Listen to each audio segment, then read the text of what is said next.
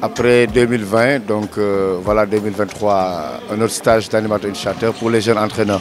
Là, nous sommes sur les examens. Nous avons fini ce matin l'examen écrit. Donc nous sommes en train de passer la partie pratique.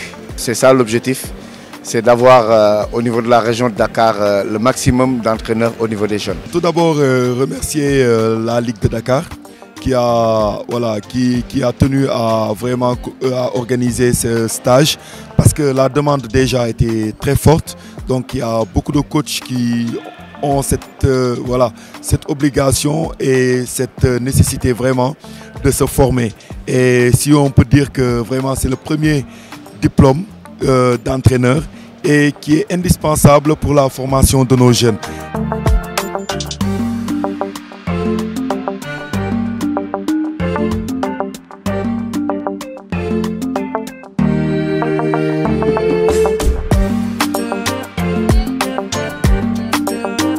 Stage bi nag def nañ ko ci jàmm ba gis ngeen tey la examen yi doon na lu am solo loo xamante ne mën na la yokk ci lu bari ci basket bi man de boog jàng naa ci loo xamante ne woon xaw ma ko woon sax ci basket donte bon joué naa championnat doon naa compétir ak yooyu noonu mais franchement lii warul di fi gëj parce que boo xoolee fii ñi fi nekk pratiquement ñëpp ay jeunes lañ te ñëpp dañu opté nekk coach bëgg basket.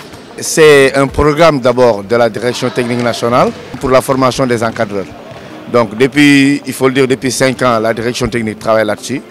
Donc nous, au niveau de la région de Dakar, nous sommes à notre deuxième stage de formation. Donc les autres régions ici aussi ont eu à organiser leur stage de formation. Maintenant, ce qui est de premier degré et deuxième degré, c'est au niveau national, c'est organisé par la direction technique.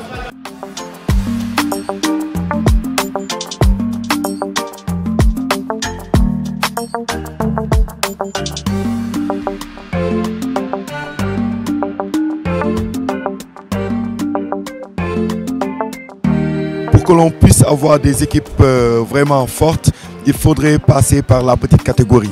Et vraiment, cette formation vient en son heure et vraiment, elle est très importante pour la poursuite des carrières, non seulement des coachs, mais aussi pour assurer une très bonne formation à nos jeunes. Remercier aussi coach yi disponible ba pare jàngale bi aussi nekk loo xamante ne maanaam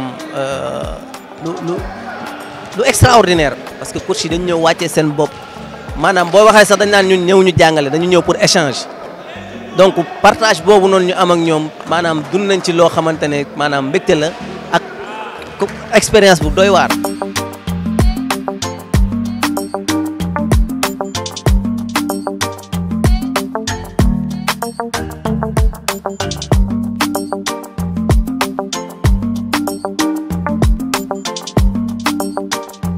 Cette formation s'est déroulée en 10 jours où vraiment des cours sont dispensés dans les domaines les plus divers sur tous les plans d'ailleurs et même le volet médical, la prise en charge des joueurs en cas de blessure. On a donné certains avec le docteur Diagne certains aspects. Et déjà l'esprit était là, en plus ils sont tous motivés à venir faire cette formation et comme je vous l'ai dit, j'ai trouvé des joueurs de première division qui sont là.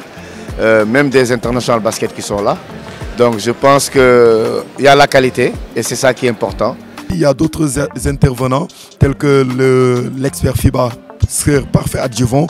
Il y a le coach Raoul qui est adjoint aussi au niveau de la direction technique. Il y a le directeur technique régional aussi, Ousmane Diallo.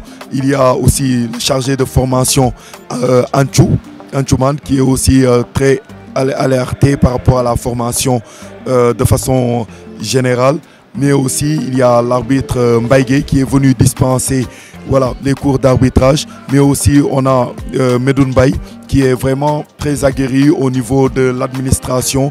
En grosso modo, voilà tous les gens qui ont pu intervenir pour assurer une très bonne formation et on les remercie au passage d'avoir vraiment été disponible pour venir accompagner ces nouveaux coachs. li may digal ñëpp ñëw leen ngeen jàng ngeen gëstu ak fépp fu nit mën a nekk yor centre wala ngay bëgg basket wala nga yor ay xale ñëwal nga jàng nga gëstu ndax jàng nañ fi loo xamante ne ñu bëri xamuñu ko te donte yoroon nañ ay centre di encadrer ay xale xam nga ci ay responsabilité bi nga war a am ci xale yi xam nga responsabilité civique bi responsabilité morale ak lépp donc baax na ñu ñëw ñu gëstu